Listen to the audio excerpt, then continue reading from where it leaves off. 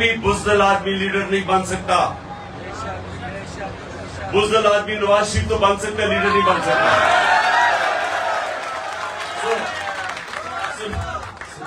سنے میں نے اس کا نام نہیں لینا تھا. میں صرف آپ کو مثال دے رہا تھا کہ دلیر اور بزدلی میں کیا فرق ہے. اتنا سا پریشر پڑتا تو سیدھا ملک سے باہر بھاگ جاتے ہیں. اس لیے سنیں،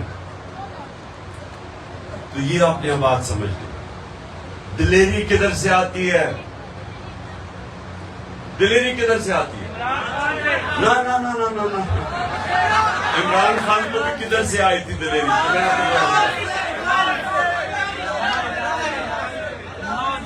لا الہ الا اللہ. کوئی نہیں ہے خدا سوائے اللہ کے.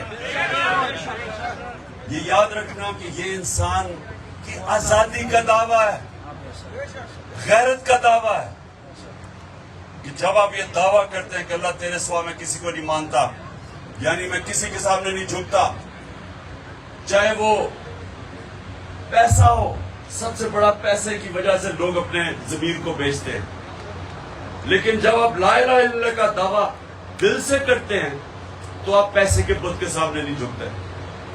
حضرت موسیٰ جب گئے 40 دن کے لیے تو پیچھے جو ان کی قوم تھی انہوں نے سونے کی گائے کی پوجا شروع کر دی، یعنی پیسے کی پوجا شروع کر دی.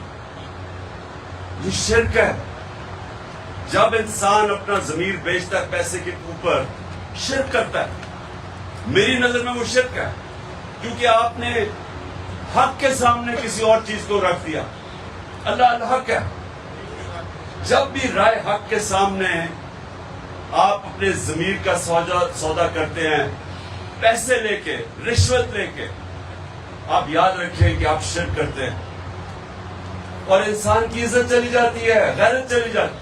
جب آدمی رشوت لیتا ہے وہ بے غیرت بن جاتا ہے.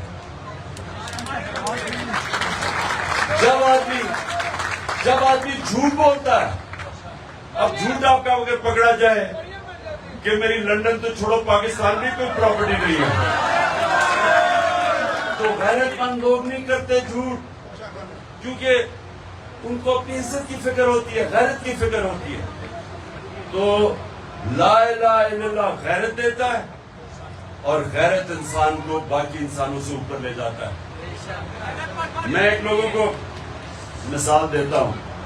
میرا گھر بن رہا تھا، دوپہر کی گرمی تھی، جولائی کے دن تھے، 20 سال کی بات ہے. جولائی میں وہ گرمی بھی تھی، حبس بھی تھی. تو میں دیکھا سارے جو مزدور، میں دیکھ رہا تھا اپنا گھر، تو میں دیکھ رہا مزدور بیچارے تھک کے کوئی درخت کے نیچے بیٹھ جاتا تھا، تھک جاتے تھے. ایک آدمی نوجوان گرمی کے اندر وہ مسلسل کام کرتا گیا. جب کام ختم ہوا میں نے اسے کہا، میں تمہیں انعام دینا چاہتا ہوں. میں نے اسے پیسے پکڑائے. اب یہ دیکھیں، مزدوری کرنے والا نوجوان، اس سے مجھے پیسے واپس پکڑا دیے. ہاتھی چکر، پیسے واپس پکڑا دیے. کہتا کہ جی جس کے لیے میں مزدوری کر رہا تھا اس کی مجھے تنخواہ ملتی ہے، مجھے آپ کا پیسہ نہیں چاہیے. اب یہ مزدور ہے. اب سوچیں کہ میرے اندر اس کی عزت کتنی گئی. مزدور کی عزت میرے دل میں گئی. جو پیسہ آپ کو عزت نہیں دیتا، آپ جب اپنی عزت کرواتے ہیں دنیا آپ کی عزت کرتی. کبھی کسی انسان جو اپنی عزت نہیں کرتا دنیا اس کی عزت نہیں کرتی. اور بدقسمتی سے ہمارا ملک، ہم جب جا کے دوسروں سے پیسے مانگتے ہیں تو قوم کی عزت نہیں ہوتی. اس لیے انشاءاللہ موقع ملے گا، ہم نے ملک کو اپنے پیر پہ کھڑا کرنا ہے انشاءاللہ. جب آگے چلے. اب یہ دیکھیں کہ جب نبوت ملتی ہے تو ان کو کتنے مشکل وقت سے گزرنا پڑتا ہے. جہاں تک میں نے تاریخ میں پڑھا 40 مسلمان ہوئے 10 سالوں میں. سنیں ذرا، 40 لوگ صرف 10 سالوں میں مسلمان ہوئے اور ان کو ہر قسم کی مشکل کا سامنا کرنا پڑا. اب سوال ہمیں یہ پوچھتے اپنے آپ سے کہ جس کو قرآن میں اللہ اپنا حبیب کہتا ہے، جس سے اللہ پیار کرتا ہے، اس کو اللہ نے مشکل وقت سے کیوں گزارا؟ پہلے سال ہی دے دیتے مدینہ کی ریاست، کیوں 13 سال مشکل وقت سے گزارا؟ اس سے ہم کیا سمجھتے ہیں کہ مشکلیں جب انسان پہ پڑتی ہیں تو ہمیں ڈرنا نہیں چاہیے. مشکلیں انسان کو مضبوط کرتی ہیں، آپ کو طاقت دیتی ہیں. جب آپ اپنے بازو کے اوپر بھار رکھتے ہیں تو آپ کا بازو مضبوط ہو جاتا ہے، کمزور نہیں ہوتا.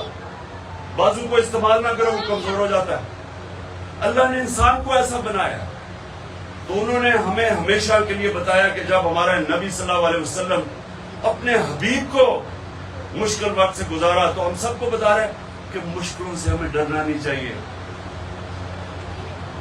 کیونکہ جب جتنی مشکلیں پڑتی گئیں، میرے نبی اور ان کے حبیب، ان کے جو ساتھی تھے وہ تکڑے ہوتے گئے، نظریہ ان کا پختہ ہوتا گیا، کہ چھوڑ کے بھی چلے گئے. لیکن جو ان کے ساتھ بچ گئے وہ ایسے مضبوط نظریاتی لوگ تھے کہ انہوں نے دنیا کی تاریخ کا سب سے بڑا انقلاب لے کے آئے. تو وہ مشکل وقت سے گزر کے ہی ان میں ان کا نظریہ بھی پختہ ہوا، ایمان تکڑا ہوا، اور ان ایمان والے لوگوں نے دنیا کی تاریخ بدل دی. اور وہ بدلی کیسے؟ کہ 13 سال مشکل وقت گزار کے جب ان کی جان کو خطرہ تھا، جان کو خطرہ ہوتے ہوئے اللہ کا حکم آیا کہ ہجرت کرو. مدینہ پہنچتے پہلے 4-5 سال مدینہ میں امہ خطرے میں تھی. جنگ احد اور جنگ خندق کے اندر بہت مشکل سے امہ بچی. اور اس کے بعد جو وہ انقلاب آیا، یہ تاریخ، اب انسانی تاریخ کی میں اب بات کر رہا ہوں. 625 جنگ بدر 313 لوگ،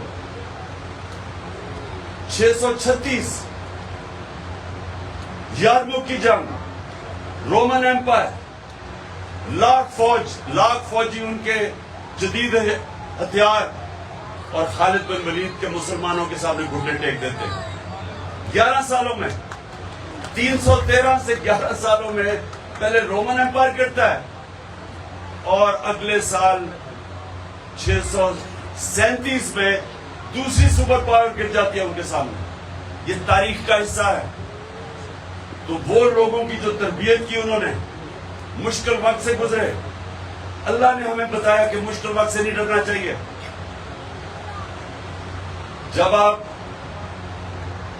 نماز پڑھتے ہیں کہ اللہ ان کے راستے پہ لگا جن کو نعمتیں بخشی، ان کے لیے جو غلط راستے پہ چلے گئے. ایک چیز صرف آپ نماز میں اللہ سے مانگتے ہیں، وہ سیدھا راستہ.